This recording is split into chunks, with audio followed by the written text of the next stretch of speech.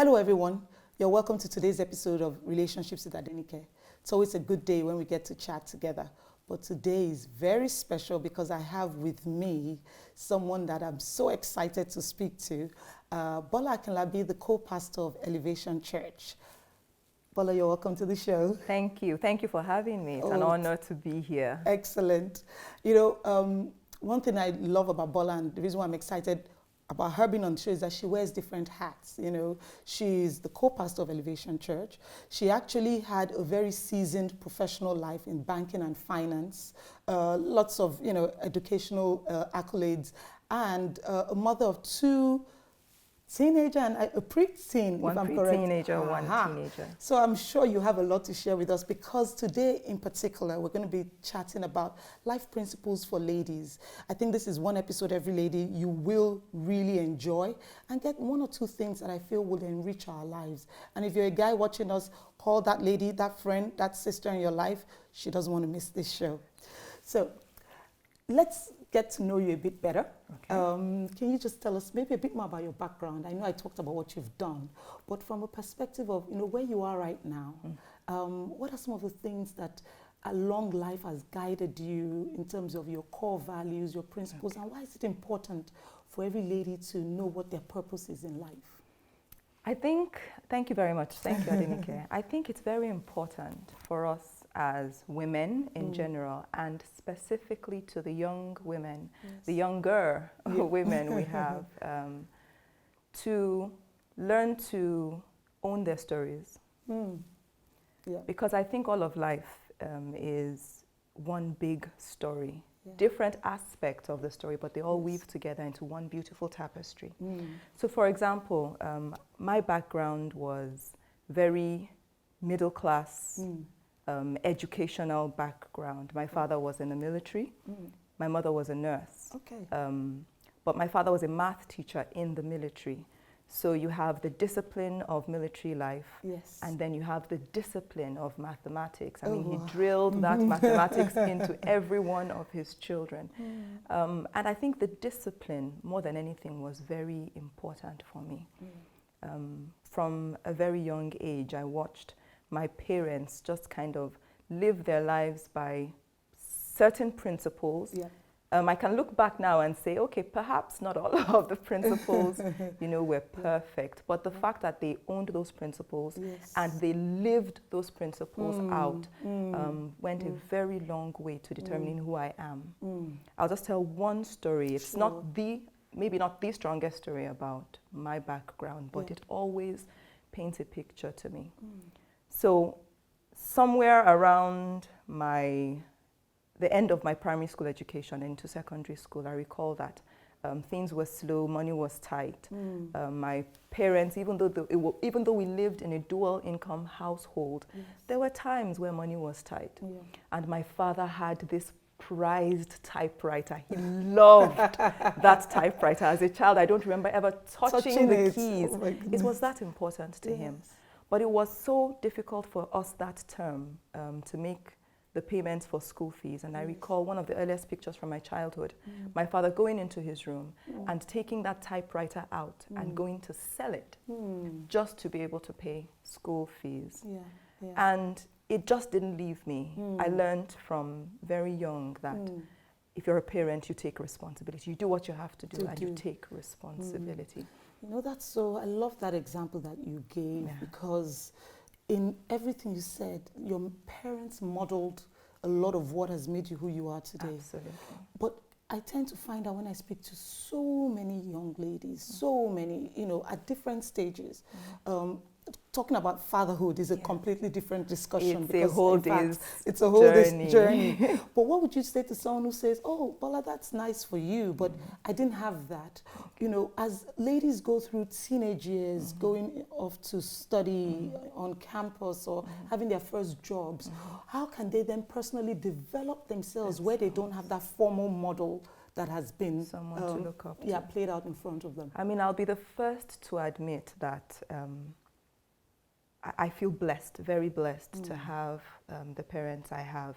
Again, I say, it's easy to say it now, after these many years of, having gone past that phase and that stage. I can look back and say, thank God for my parents. Yeah. It wasn't always that way. There were times when we had a very turbulent relationship. Yeah. And navigating through all of that, you know, was tough from time to time. Yeah.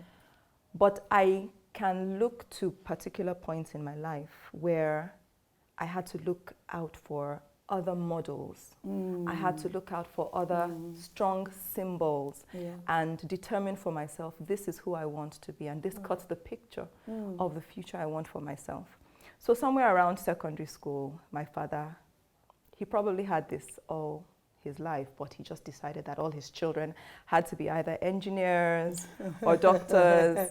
You can imagine what it was like in my household at that time. And it took a whole lot for me to insist that I miss the medical gene. It's just not there. Not there. It's just not there. But I think one of the reasons why it was a little easier for me to stand up for what I believed and insist that I kind of have a sense of the way my future should go, and medical science is not it. As awesome as that profession is, I knew it wasn't for me.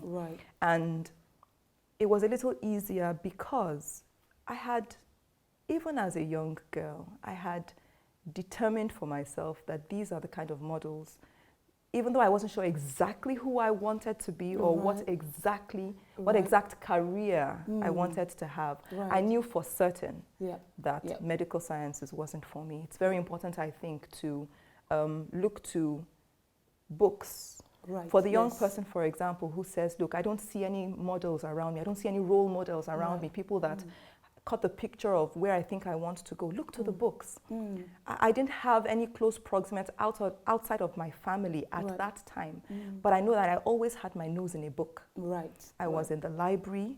As early as my teen years, I would spend my prep time back in the day in school. We had prep time. I don't know if it's still there like now. But I would spend the bulk of my prep time just pouring through autobiographies. Martin Luther King. And you know, some people might think to themselves that maybe that's a season, that's a stage.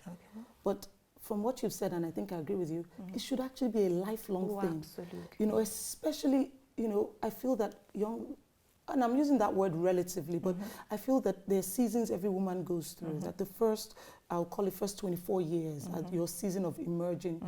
But you tend to find out that quite a lot of ladies come out of uni and start working, and they don't put value on that personal development, that ongoing learning.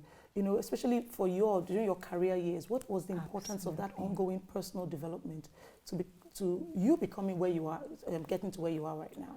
So I mentioned earlier that I think all of life is one big story, and then you have little sub-stories within the story. And I can almost compartmentalize aspects of my life into little stories.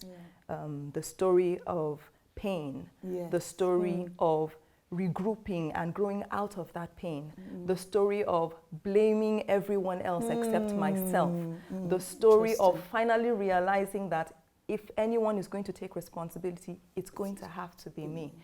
So I always say it's not bad to be ignorant for a season. We're all in a space, there's always a story of ignorance in, you know, in the phases of our lives. But what do you do out of that place? You need to recognize that I am deficient in this area. I need to learn to grow. I like that. In specific, regarding career, so what I did for almost 15 years was banking. And my journey into banking was almost accidental, except that I can see the hand of God, you know. So I read economics in school, and even going through school, I had no idea that banking was going to be my destination.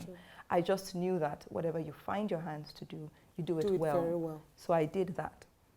And came to Lagos, I began to work in a bank and then shifted into multimedia. I actually print media, not multimedia, print media. So I worked as a reporter for some time. And then in the course of just allowing my gifts to come forth, just allowing my gifts room to bloom, you know, I found that my gift ultimately was elsewhere, and then I applied again back into banking. Oh, wow. And then suddenly 13, 15 years had gone by. It was a great career, and I'm really thankful. You know, there's something you just said that leaped out at me, which is deploying your gifts. Yes. You know, one of the things that I've come to find out in today's world is social media can either be a blessing or a curse, depending on how we utilize it. For a lot of people who, like I said before, would think, I don't have a background as good as yours, no matter how turbulent it might have been. But today, I have access to social media. How would you say, you know, when you talk about reinventing yourself, when you talk about using your gifts and honing in on it, how can you use those skills instead of just burning, you know, data? How can you turn it around into self-development, developing your gifts, making yourself a woman of value? I say that the times we live in right now are very interesting times because now more than ever, I mean, just from the space, your bedroom basically, you can speak to the world. Yes, so true. And I think a lot of us, and I use that term of us, I use it very deliberately because it's a journey for everyone. Yes. A lot of us don't yet correctly esteem how valuable that is. Yes. The fact that you have this platform. Yes. And it's both a blessing and a curse, I think, because number one, it allows you to address a far greater number of people than you can imagine. Yeah. But a curse from the point of view of whatever you project on that space is what we will know. That's right. So I say to young people, use the blessing, the fact that you're on this pedestal and this platform, you're reaching a wide range of people. You can sell just about everything. Yeah. What are you selling, though? Many of us have not sat down to articulate exactly what you want to sell. Yeah. What brand are you projecting? Brand? Exactly. And besides just using social media as a social networking scheme, or I'm just reaching out to my friends and my followers, I mean, it's important, I think, for all of us to ask, beyond all of that hype and the glam of all of that, what message do I want to put out there concerning myself? I think if we keep our eye on that end goal, what message do I want to leave with everyone who interacts with my message? That's key. Yeah, I think that's I like that. There's so much more that we need to talk about. We'll take a quick break and we'll be right back.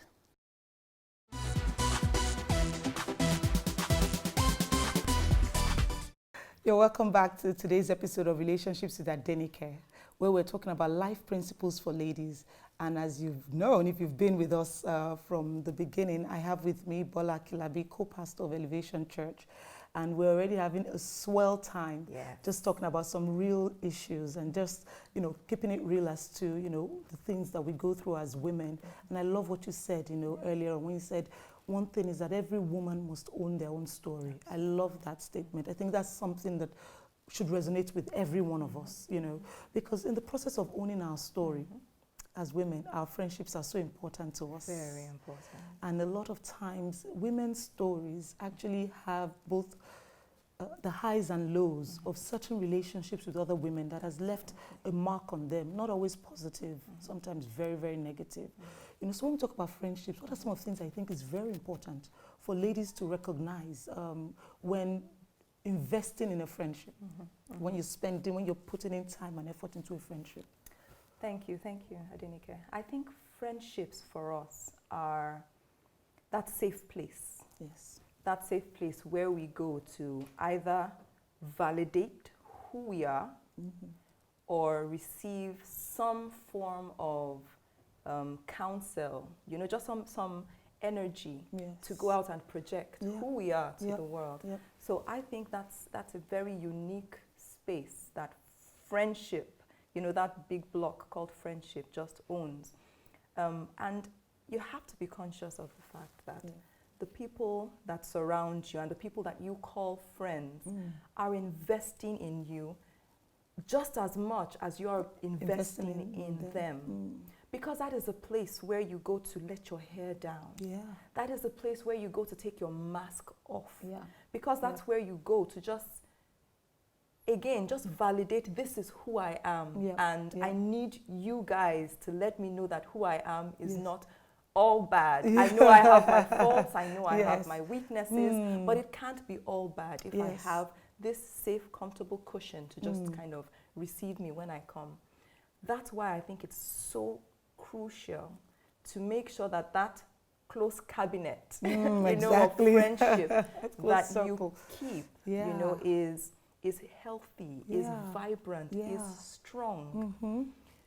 So one of the things that I find, because again, my personality is more quiet, reserved, not out there, I find that I don't make friends so easily or so quickly. And just again, part of owning your story, it's okay if that's who you are. That's who you are, yes. If that is who you are, don't waste time envying the person who just comes into a room and everyone just seems to gravitate to them. And don't waste time on all of that. Be uniquely you, love who you are, and just own it. So for me, the strongest relationships I have that I would say have spanned seasons, different seasons of my life, are people that I met in primary school. And one in particular, I just met up with her again about 2 weeks ago after about 15 years of losing, you know, of losing touch, one-on-one, face-to-face, you know, time. So we speak on the phone, we reach out on social media, but we just hadn't had that chance to connect. And then I was meeting her children. Her children were almost my height. And at the point where I put my arms around them, I lost it. I mean, there was a tear or two. I couldn't believe this is my friend, and this is how we used to hold each other in primary school. And here I am holding her children. It was just so emotional for me. Because I remember the kind of things we shared, not just then, but even through the years. You know, and you know how it was in primary school, the girls versus the boys. And you know, you had your girl squad. The girls were told, don't let him talk that way. Exactly. You know? And she's at the same time validating you as letting you know you can stand up for yourself, you can have a voice, because you know, as wonderful and as great, again, I've talked about how wonderful it was growing up with my parents. There were seasons in my life where I just didn't have a strong sense of esteem. No one else seemed to be like me. Everyone else, I thought, seemed to be better, stronger, faster, more eloquent than me. So that place of self-doubt, it was good to have someone who always said, Bola, get up, you can do it. Don't let them talk to you that way. That could validate. Don't take that from anyone. And then you're tempted to shrink back, and you remember that, oh, Bola is behind me saying, go for it. I think it's so important to build a circle that is a circle of strength. It has to be a circle of strength. I really like that, especially in terms of, you know, and some, if I can jump, when you said, you know, we all have, life is a story. So there are women that come into your life. Some might not come, you know, with such, you know, like the richness of, you know, when they come through, but some come at certain seasons. And a friend of mine always says, you know, that some women come in for a season to stay, and some come for a season to fulfill their purpose and to leave. So when we talk about this circle of friends, sometimes people tend to think it's just the people that are just my peers.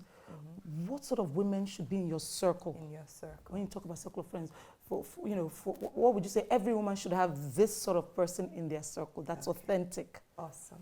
First of all, I believe that you should belong to different circles. Exactly, I agree with that. For different purposes. Yes. So in career, for example, in modeling the kind of career progression you want to have a circle for that. Have at least 2-3 people that have walked the walk, who have done the sort of things you want to see yourself do, who kind of cut the picture and have a story that you would like to emulate. In family, in marriage, if you're not yet married, whether or not you're already married, have a circle there that can both hear you when you're talking through your issues and can speak honestly with you. I think that's one important thing. That one thing I think we as women tend to shrink away from. We don't want people who tell us the truth. Unfortunately. We only like the people who validate. We like the voices that tell us we're all of that, you know. But you see that voice that tells you, no, you shouldn't have done Yes. that. And I would be less than a stellar friend if I don't confront you on these issues. I think it's very important to have that voice that tells us, that isn't afraid to tell us when we mess up, but is loving enough and big-hearted enough to tell us, you may have done this thing wrong, but this doesn't define you. Right. You're bigger than this. I know you're bigger than this, and I want to watch you become even more than this. Yeah. Having said that, having different circles for different things, I think it's important to have horizontal relationships and vertical relationships as well. There have to be people you're looking up to, people that, again, I said, cut the picture of where you want to go. Mentors, role models. Mentors, role models, but there have to be people that you are speaking to as well. And your mentees. Wherever you are, you will be shocked. There are people who want to be who you are right now. Yes. You may no matter how bad you think your life is, somebody's like, if only this was my life. Exactly. You can. I mean, the day I, for example, the day when I go up and I give a talk that I think is, oh, this is flat and it's not connecting, and I'm feeling like, oh, Jesus, I should have done this better. Someone will still walk up to me and say, oh my goodness, you just told the story of my life, and I just want to be you, and I just want to talk like you. And I'm like, thank you, God, for just giving me a kick in the butt. Because here I was ready to go down on myself, and you're reminding me again that it's not all about you. That's right. It has to always be about the person coming behind you as much as you're pushing to go to the next level. And then on that sort of lateral level, there have to be people accountability. Who are that's what accountability partners. People who are within your kind of that same season of life where you're at, where you can sort of share stories. They know exactly where you are because they're in it right there. And this goes beyond age. Oh. Because, don't you think that at times as ladies, there are times in my life when my mentor has been younger than me. Absolutely. Because her space is where she owns. Absolutely. She has her life's gifts. And if for a season in my life I need to do something in there, she needs to mentor me. You know what I was thinking about this past week? I was thinking again about this, it's a scripture that says, look to the ant. Yes. He stores up his store for in the winter and the summer, and he's fine. And I thought about this person who wrote the Bible, wrote a book of the Bible. We're learning from him, right? So we consider him to be an expert in wisdom. Yes. But he was learning from an ant. The ant was not too small to teach him. Yes. So who is it that in my mind seems to be too young, too small? Doesn't seem to cut the picture of who should be teaching me. Me, exactly. We just have it out of... Humility is a very key thing for us as women, isn't it? Absolutely. We miss out so much when we overlook. We overlook people, overlook women. And just kind of underestimate exactly what the value they can bring into our lives. So in fact, just thinking about it, so these are the women we should have. How do we deal with that situation when you start to realize this is a woman I shouldn't have in my life? This relationship is toxic. Yes. I like hanging out with you. Had our share we of have, haven't we? I like hanging out with you. It's fun. But when I go back, I say to myself, why did I say that? But that was quite mean, and we all did it together. You start to realize that you've either outgrown a relationship or you're talking to ladies and it's always the past, the past. You're trying to go somewhere and they don't affirm you. They don't validate you. Absolutely. How do you create boundaries around relationships without necessarily burning the bridge, but being able to get out of toxic relationships? Okay. So before I really answer the question, I think it's important for all of us to, from time to time, really kind of audit our relationships. Yes. It's so important. Yeah, and I agree with you. Yes, just that mindfulness to sit and ask, okay, so what is this relationship doing for me? So for a season, it may seem like a relationship is really egging you on and pushing you in the direction you want to go. You need to be able to recognize when a relationship has spanned its season. Yes. And to be very matter of fact about saying goodbye to a relationship that has ended its season. Now, I know that we're women. I mean, our emotional state of mind is so important. And sometimes we hang on to relationships that have gone past their end-by date.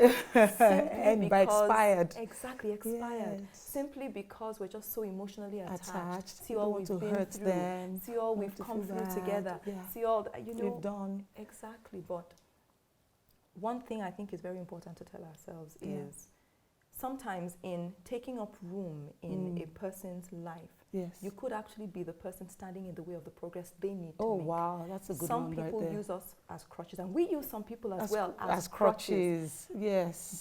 And it's like a child, you know, when a young child, just at that place, and I think they're very cute, by the way, when children are just learning to walk, you know that place where they're just walking and they're with their little diapers and everything else looking all cute. At some point, the parent needs to be able to say, okay, try it on your own. I'm not holding you. I'm not being a safety guard for you. Learn your balance. Sink or swim, as it were. And that is part of the development of the child. A parent that insists on carrying the child all the time. Oh, my child just fell. Oh, I'm just going to carry you and hold on to you. Is stunting the growth of the child. And we need to begin to reframe some of those relationships that way. When we take up space that we shouldn't take in a person's life beyond a certain date, we are actually standing in the way of their progress as much as we're standing in the way of ours. Brilliant. The way you captured it is so amazing. I can't wait for us. There's so much more I want us to talk about, but we'll be right back.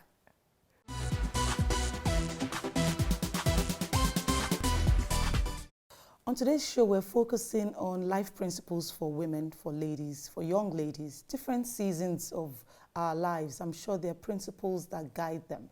And while we enjoy talking about, you know, women and their relationships with their girlfriends, this segment is going to be women and their relationship with the men in their lives. But because, you know, I wish I could have you for the whole day, but because we have to just keep it simple, I want to just drive into this area of a woman's core values and her self-esteem and the importance of that being set before she goes into a relationship. You know, we have teenage girls and, you know, everyone, and we've been teenagers, and everyone goes through that season of trying to, you know, boy meets girl, boy like girl. But you find out that there are things that go on into a woman's 20s and 30s. And she finds out that she's attracting the same sort of men if she's going into different relationships that don't seem to work out the way she expects. You know, I feel the root is really into issues to do with our core values and how you see yourself and your self-esteem. So I'd just like us to talk about what are some of the things that drove your core values? Interesting. So as a young girl, I liked books. I loved books.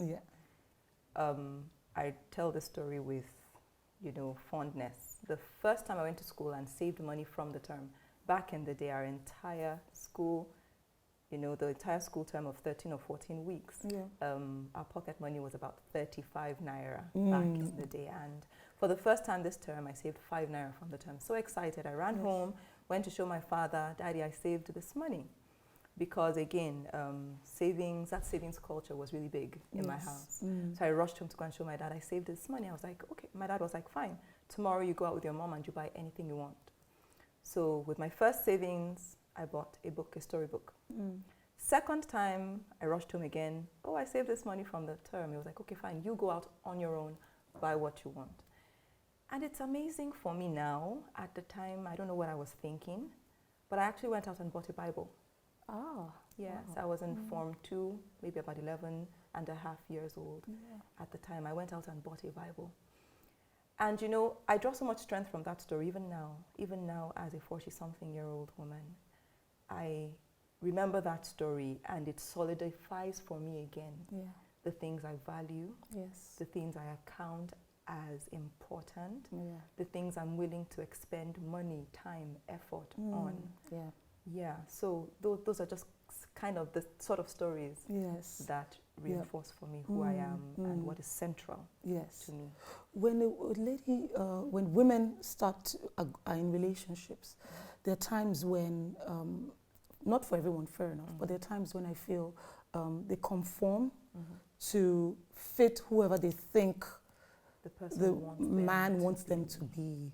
And a lot of times, you know, I'd say there is a process to falling in love. It's one thing to fall in love. You need to learn to stand in love. I like that. I like you know, that. so when it comes to love, you need to stand in terms of being very clear on your identity. What are your values? Of maybe, like you said earlier, what your father instilled inside of you. You know, hard work, honesty, looking out for a man that's diligent, whatever the case may be. You know, during that courtship, or when you start to, you know, have the butterflies in your stomach, you're going to a relationship, what should you really be looking out for? What are some of the things that should be important? We know it's a lot, but what are some key ones that we feel are very important? I really love what you said, by the way, and I'm letting you know now that I'm going to use it. It's one thing to fall in love, it's another thing to stand in love. Yes. So very important. I think that, and when I speak with young people, I try to, you know, just to insist that these years, these formative years, these early years, it's a great time to practice one core skill. It's a very key skill. The strength and the capacity to know how to bend without breaking. Right, yes. So flexibility is a big deal. Yeah. I think as women, we're uniquely gifted to be able to be flexible, to adapt, to learn to, you know, to own our environment and still allow ourselves to be molded to the environment. Yes. However, that being said, you need to bend without breaking. There's something that is core to you that must not be lost. And beyond, oh, I love you, I'm the butterflies, like you said, and I'm so enthralled when I'm in your presence. You need to be looking out for those things, how he says what he says. Not just what he says, but how he says it. How he demonstrates to you the things he says are important. It's one thing for him to say, oh, I like, how does he show it? Yeah. There's a story I like to tell. When I was, in the early days when I was, you know, looking for a relationship. That sounds funny, looking for a relationship. But just when I wanted to settle on who am I going to marry, who am I going to do life with. So there were two people at the time who seemed to cut the picture. Yeah. Both of them good men, hardworking, enterprising men. And it was a little difficult to hear what the spirit was saying. You know, at the time. Because there are other factors that you can also see at play. Yeah. But I remember on this day listening to this one guy, and we were listening to a tape at the time, it's an old song by Commissioned. The words that I can say will only go so far, you know, and the core of the message was, I'm just an ordinary guy. And God is just helping me, kind of. And I remember this young man saying, you know what, I love the song and all, but I can't really think about myself as an ordinary guy. Ooh. And, you know, that just jumped out at me. Yes, isn't that interesting? Because up until this point, I was really, really taken with him, you know, really taken with him. But that for me was a red flag. Exactly. I had to stop there and think, not that he's a bad person. I mean, ultimately, he's an awesome person. Yes. But would we be able to work together, walk together, love together, parent together? Yes. I wasn't quite sure because I knew myself. I was very ordinary. I knew myself through and through. There was nothing. So you really needed someone who also could see themselves as ordinary and then used by God to whatever. You know? And isn't it interesting? You know, what you just said is what I find. I do a lot of counseling with young ladies, and in the unfortunate situation whereby we're talking about a relationship that's gone pear-shaped, you find out that there are red flags. It's sentences, it's words, it's phrases, it's what they said in traffic. It's how they were smiling at you and something happened and the look suddenly changed and then changed back immediately. These are the things that, you know, we need to be conscious of. It's so easy to ignore these things in the moment. Yes, it is. But we need to be present enough to realize that forever is a very long time. And what you're building in those years ahead, they have to be sitting on a really firm foundation. The foundation, I'm taking the time to repeat it because I think it's so important. That's the base, yes. The foundation is so important. Yes, it is. You must pay attention to the foundation. Yeah. So young woman, as excited as you are to be in this loving, awesome, wonderful relationship, you need to be listening beyond just the surface. Listen to those little signals, those things that don't seem to add up. You need to probe, and you need to be strong enough to take the decision when you need to take the decision to walk away. Not every red flag will mean walk away. Some you can fix now. Yes, exactly. This is foundation stage. You can still go back in there and lay those foundations again. But some things are so fundamentally flawed that you may actually need to walk away. And I think you've just helped me make I was going to say this or even have you talk about it, but one fundamentally flawed for me that I know some people might say you can fix it is where you find a woman in an abusive relationship before marriage. Before marriage, you know, and where you have choices and options. And for some people, there is, because maybe the person has said, you know, I'm changeable, but you've seen, I'm sorry. God says we should forgive. It was just a one-off. When you do find a pattern, and sometimes most of the time I tend to find out that the abuse pre-marriage is rarely physical, but it's very emotional. It doesn't validate you. When issues happen, you find out that that's when you pick that there's something. Even if someone is angry at you, the words that they use, the way they make you feel. How do you exit an abusive relationship? Do you have to be panding nicey? Do you have to be forthright? Do you need to bring other people, create a circle around you during that time to help you navigate those troubled waters? I think how you disengage in that circumstance will depend a lot on your temperament. Yes. So I'm the kind of person that likes you to be very forthright with me. Right. Don't lead me on a merry goose chase. Tell me the way it is. So I tend to respond to situations that way myself. Right. I'll just tell you the way it is. Yes. And then let us deal with the attendant issues after. Yes. But if you find, for example, that you find yourself in a very needy space. You can tell that you're so emotionally distraught about it. Look, if I leave this to just myself, I may capitulate and then go back into the relationship. Please, by all means, surround yourself with a circle of strength. And when you're picking that circle that will surround you, don't pick the ones who are like you. Exactly. Tender-hearted. Don't pick those ones. Pick the ones who are firm. Who have the foresight to know that if you repent at leisure, in the future, you will still find those same circumstances surrounding you. So yes, it will come out of that the temperament you have and the specific set of circumstances that surround you at that time. But by all means, I will always tend in the direction of say it like it is. We cannot work together. I don't like what we do sometimes as young women. We just disappear. Right. So and our phone is switched off. You can't be reached. I don't like that. I think just be very upfront about it. But where you need to surround yourself with friends. And helpers, please do so. That's excellent. Amazing stuff. There are a couple of things that I still feel that, we probably need to address, but I want to make sure that we put it in context. So we'll be right back. We'll just take a quick break. Don't go anywhere.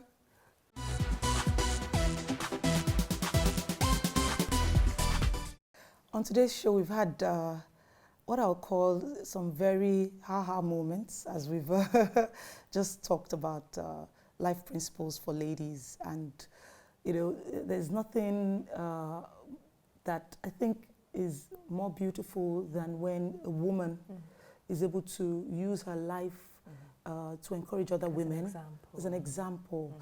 We tend to hear that, women pull, women don't support each other.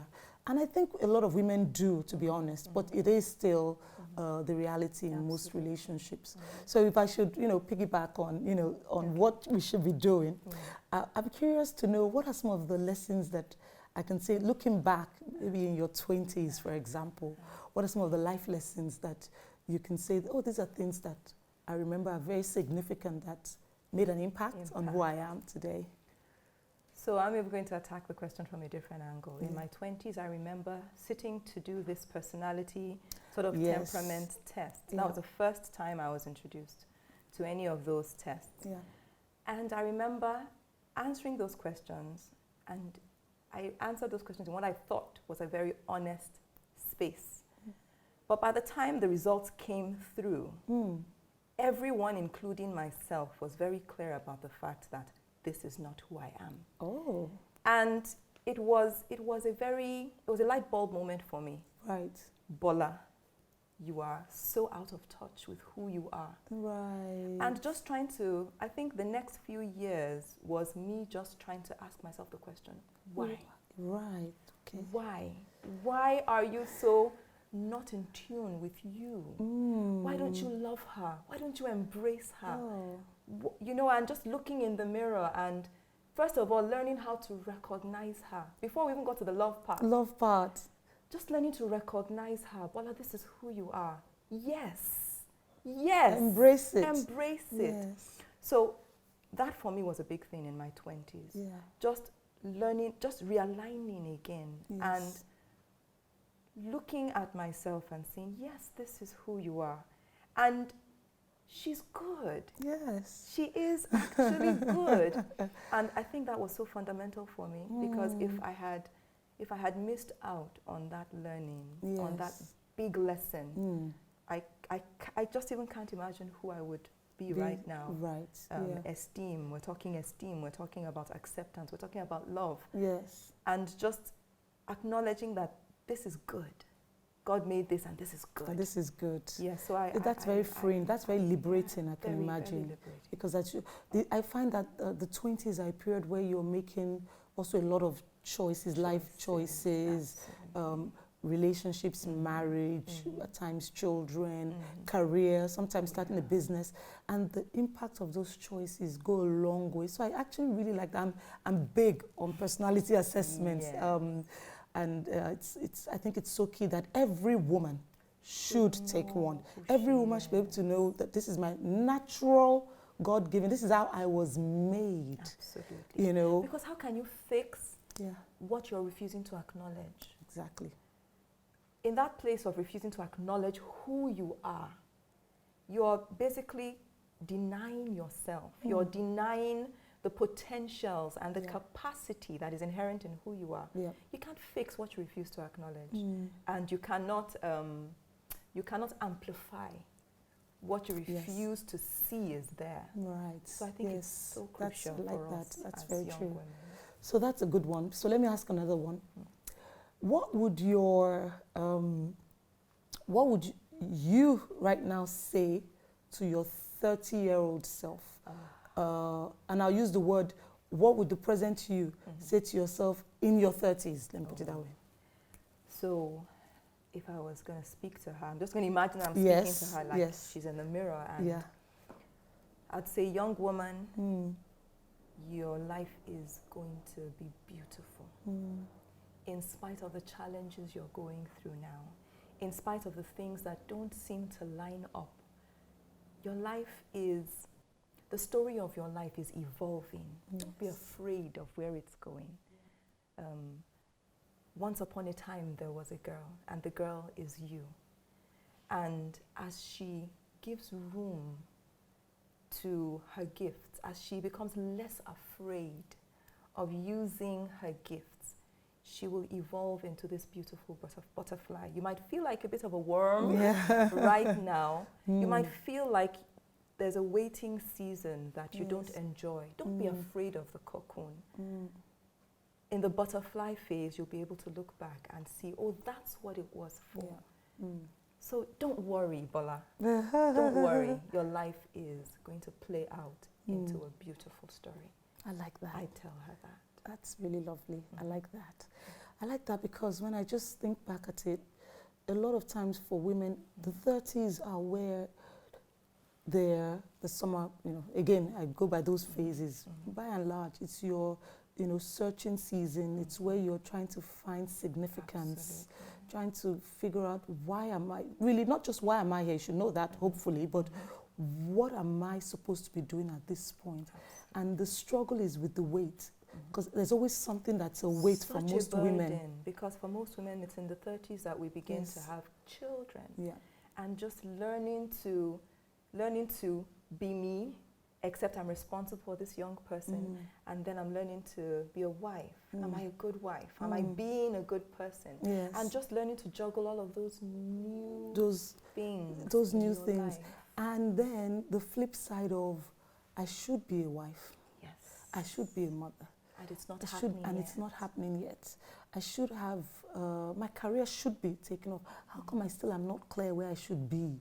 But life is a story, and when you own that story and you give yourself permission, and you trust in God, you put the right people around you, the truth is that you will end up in the right place, because there's a beautiful story for everybody. Absolutely. A beautiful story written for everybody. Absolutely. I like that so much. Absolutely. Before I let you go, what are the things that you do to celebrate yourself? At different seasons. You do so many things. You wear so many hats. At times, I know we didn't touch on your current role, but I'm sure as a pastor, there's so much demand on your time. And every woman has that season as well. Yes. A season where, irrespective of what's not happening in their lives, they're doing so many things. There are touch points. Yes, but sometimes as women, we forget ourselves. We forget to live whole. Absolutely. We forget to laugh, to be happy. We're always the to-do list of things, and at times just breathing and just... I really love this question. My husband and I have a friend who, you know, would often tell us about their grandmom, who for many years they would ask her, Grandma, when are you going to even take a moment to chill and pamper yourself? Because she was always on hyperdrive. There was some business she was still doing even into her old age. And she had a catchphrase, and she said it in Yoruba. It doesn't sound the same in English, but I'm trying to interpret. It would mean when my heart settles. Right. In Yoruba, it's tokomba bale. When my heart settles, when things are finally comfortable for me. Right. And Grandma, guess what? Grandma was on hyper until she died, basically. Oh, wow. It was as though there was never a moment of chill. Yes. And for me, it's an example that we can't live life in that sort of mode. Yeah. You know, there must be touch points where we stop and say, yes, it's not all finished. Yes. But what I've done for this season is good. Yeah. You look at it, you actually look at it and acknowledge this is good. Yeah. So what I do from time to time is, I think for me, again, learning who I am and what fills me up and just kind of fills my emotional tank and keeps me energized. Sometimes just a book. Yeah. I just simply switch off all the phones, and I mean the women in church, one in particular, you know, she when I'm in those moments, she knows I cannot be reached. Just switch off all the phones, just go into my quiet space, my room with all the curtains drawn, and just let things be still. Right. You know, that's it for me. For some people, it might be a paid vacation to somewhere, wherever. For some people, it may be a boat cruise. But for me, this is me in my element. Yeah. Again, I also enjoy spending time with my family. So just to be able to stop and say, God has brought me this far. Yeah. I may not yet be where I want to be. There's still many mountains I want to climb and many summits I want to reach. But for this moment, for this season, I can stop and acknowledge God has been good. Fantastic. And just enjoy it. Excellent. Oh, wow. What a brilliant, positive note to round up today's session. Yeah. It's been so great having you all on the show. Thank you. It's been quite easy to talk. For us talking, it's like just girls chatting away. And I think that's the essence of today, that everyone can have that person that you can just be yourself around. Like you said, be free, talk about life, get strength, be renewed, get the positive vibes going, and then going back at life. Life can be tough. But you'll make it. Every one of us will make it. That's it for us on today's show. I'm so excited and that we were able to come to your screen today and to just spend this time. For more information about relationships at Adenyke, or to talk about or to give us feedback on today's show, please visit us on any of our social media handles that you can see on the screen right now. And I look forward to when next we get around to chatting. Have a lovely day. Bye.